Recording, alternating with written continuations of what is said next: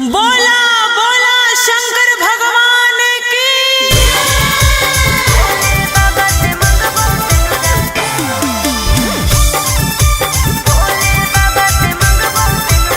Mixed by Ankit Ahir.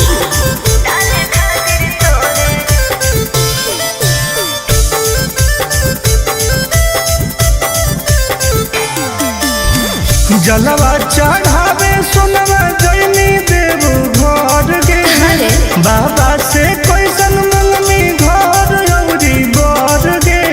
अरे बताओ गे ये भी पूछो जलवा चढ़ावे सुनवा जैनी देव घर गे बाबा से कैसन मंगनी घर औरी बर गे। टेंशन काहे ले ही दर्शन करबई भोरे भोरे रे भोले बाबा से मंगबो सिनुरा डाले खातिर तोरे रे। अरे भोले बाबा से मंगबो सिनुरा डाले खातिर तोरे रे।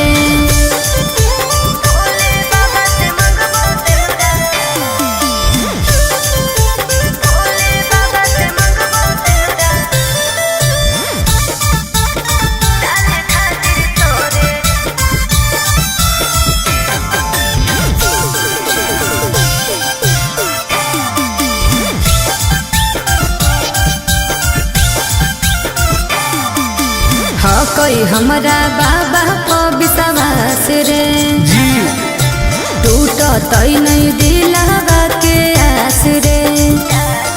बोल कैसे भोलेनाथ के मनाई मना ले भाई कौची शिवलिंग पर तू चढ़ाई सुन ना भांग धतूरा चिलम चढ़ैबै लेके जोरे जोरे रे भोले बाबा से मंगबो सिनुरा डाले खातिर तोरे रे। अरे भोले बाबा से मंगबो सिनुरा डाले खातिर तोरे रे।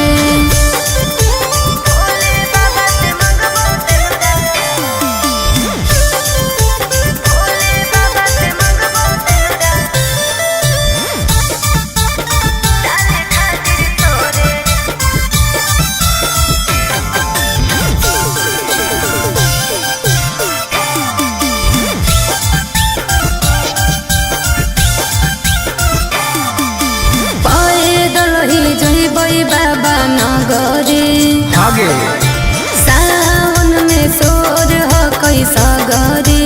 जय शिव आगे फेर दे तू नजर महादेव गे अरे तब हम बनबौ तोर पति देव गे। आनंद पर काश टुन टुन उनके पछोड़े रे भोले बाबा से मंगबो सिनुरा डाले खातिर तोरे रे। अरे भोले बाबा से मंगबो सिनुरा डाले खातिर तोरे रे। अच्छा ठीक हो अरे